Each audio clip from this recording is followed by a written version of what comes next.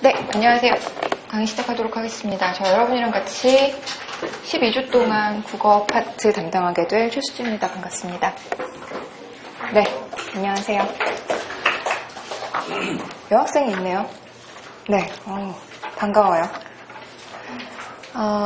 일단 경무실 이 언어 파트가 어려울까요? 쉬울까요? 어려울까요? 쉬울까요? 그 국어 파트가 사실상 여러분들이 선택할 수 있는 모든 진로 상황에서 빠지는 일이 없습니다. 예를 들어서 지금 여러분께서 갑자기 마음이 바뀌어서 나 그냥 공무원 시험 봐야겠다라고 해도 국어의 이 소나기를 벗어날 수가 없고요. 안 되겠다, 나 로스쿨 가야겠다 이래도 국어를 빼먹을 수가 없는 거죠. 그냥 일반 회사 들어가야겠다라고 해도 인적성 파트에서 언어 파트가 중요한 비중을 차지하고 있고요. 공기업, 공사, 공단 다 마찬가지로 들어가는 지점이 있습니다. 그래서 여러분들께서 지금 여기에 올인하는 상황이기는 하지만 이게 특수한 경우가 아니라 제 입장에서는 여러분들이 특별한 공부를 하시는 게 아니라 그냥 너무나 어떤 직업을 선택하는 데 있어서 누구나 해야 되는 공부를 여러분도 하고 계신 상황인 거죠. 그런데 다만 여러분들께서 이 국어가 아주 어렵게 들어가지 않는 경우라서 제 입장에서는 오히려 여러분들은 좀 수월해 보이는 겁니다.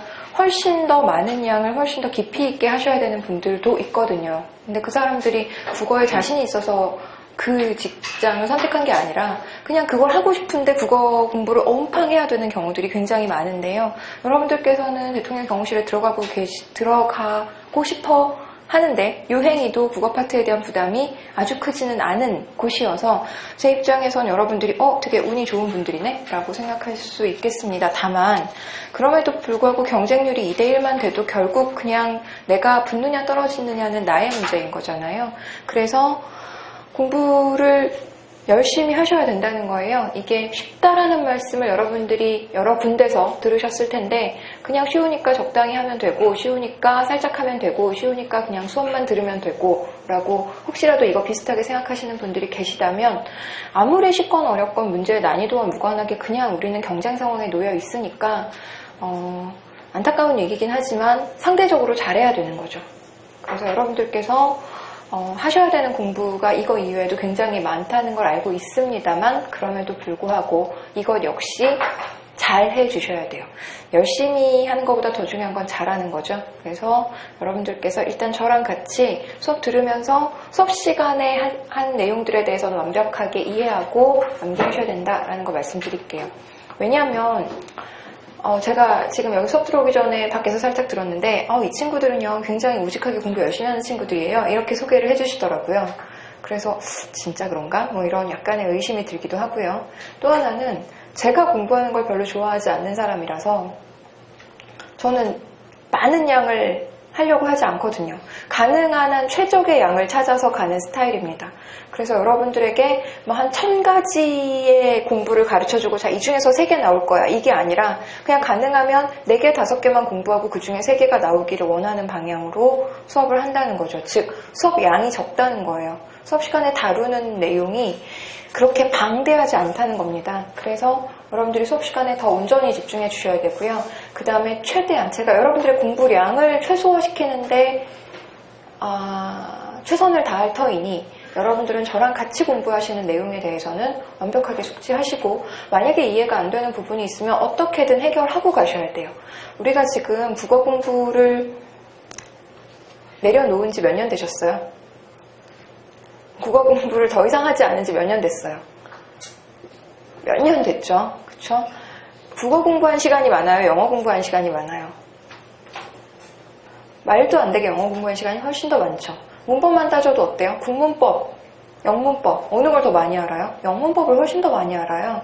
그래서 여러분들이 그냥 일상생활에서 국어를 쓰고 그리고 적당히 맞춤법 알고 표준어 알고 이래서 특별히 더 공부할 게 없다고 생각할지 모르겠으나 실제로 시험을 준비하는 상황으로 국어를 공부하신 지 굉장히 오래됐기 때문에 여러분의 질문은 너무나 자기가 생각해도 말도 안 되고 자기가 생각해도 바보 멍텅구리 같은 질문이 나올 수밖에 없다는 거죠.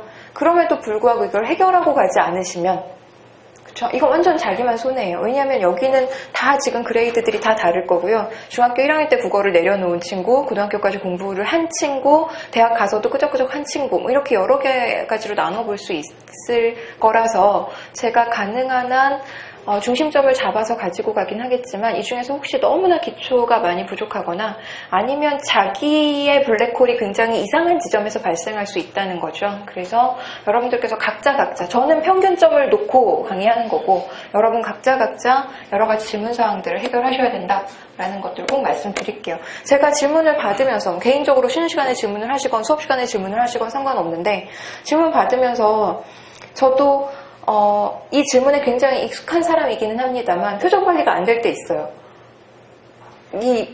이게 도대체 한국인 맞아요? 뭐 이런 표정이 나오는 경우가 나도 모르게 있단 말이에요. 그럼에도 불구하고 그 모든 것들은 여러분들이 무릎 쓰셔야 되는 거죠. 뭐 어떡하겠어요. 내가 이렇게 잘 포커페이스를 하려고 그래도 질문이 굉장히 황당하거나 굉장히 어이없을 경우가 분명히 있어서 제가 미리 말씀드리는 거예요.